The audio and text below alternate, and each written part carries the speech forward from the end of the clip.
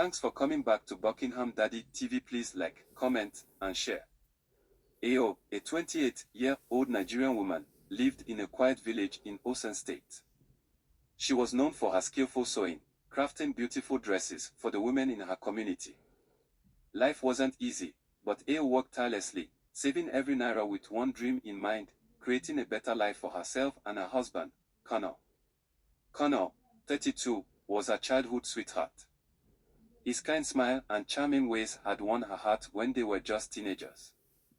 Ayo believed in him, trusted him, and was proud to call him her husband. One day, an opportunity came for Ayo to travel to Europe. It wasn't an easy decision to make. She would have to leave Connor behind while she worked hard to build a new life. "Connor, I'll go first and save enough money for us to be together again," she promised, holding his hand tightly. Connor smiled and said, "I trust you, Ayo. I know you'll make us proud." With tears in her eyes and hope in her heart, Ayo left for Europe. Reuniting in Europe. In Europe, Ayo worked as a cleaner during the day and sewed clothes in the evenings. She lived frugally, sending money back home to Connor and saving every bit she could. After 3 long years, she finally had enough to bring Connor to join her. When Connor arrived at the airport, Ayo was overjoyed. She ran to him and hugged him tightly. "We'll start our life together here," she said, smiling through her tears. Connor looked around at the city and nodded. "Thank you, Ayo. You've done so much for us." The first week was blissful. Ayo showed Connor her small apartment and took him around the city. But soon, things began to change. Connor started acting distant, spending long hours on his phone and leaving the house without explanation. "Ayo, I need some time to adjust," he said when she questioned him. Ayo wanted to believe him, but something didn't feel right. 2 weeks after Connor arrived, Ayo came home to an empty apartment. Connor's belongings were gone, and a note was left on the table. "Ayo, I'm sorry, but I found someone else. I can't stay. Please don't contact me." Ayo's heart shattered as she read the words. The man she had loved, sacrificed for, and trusted had left her for another woman. The betrayal left Ayo broken, but she refused to let it destroy her. She leaned on her faith and the support of her new friends in Europe. Slowly, she rebuilt her life, focusing on her sewing business and finding strength within herself. Years later, Ayo had a thriving fashion business and had built a new life on her own terms. When Connor tried to reach out, she didn't look back.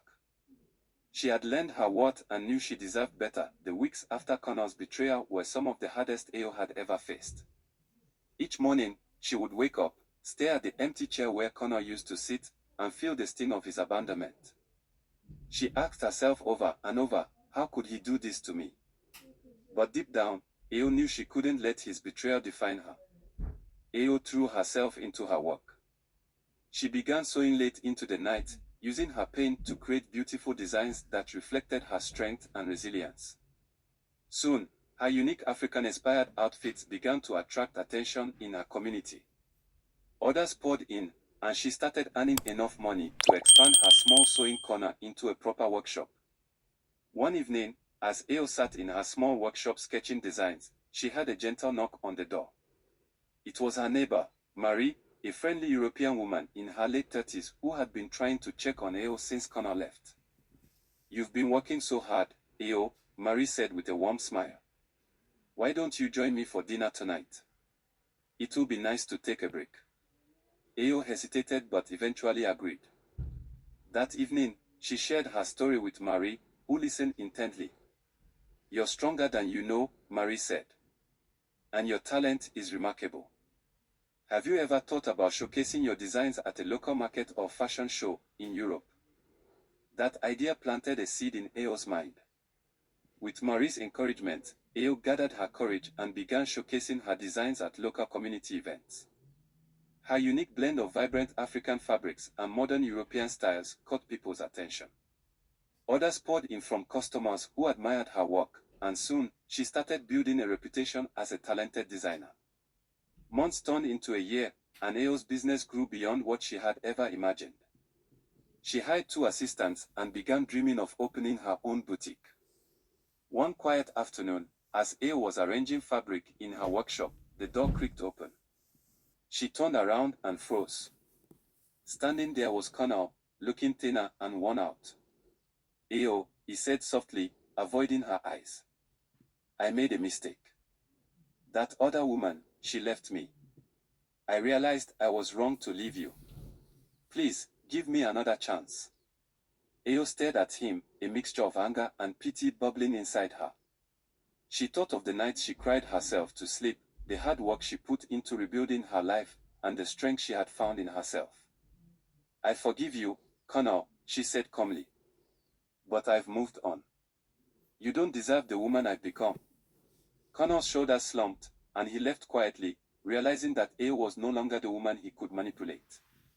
Years later, Ayo opened her boutique, named Ayo's Threads of Joy.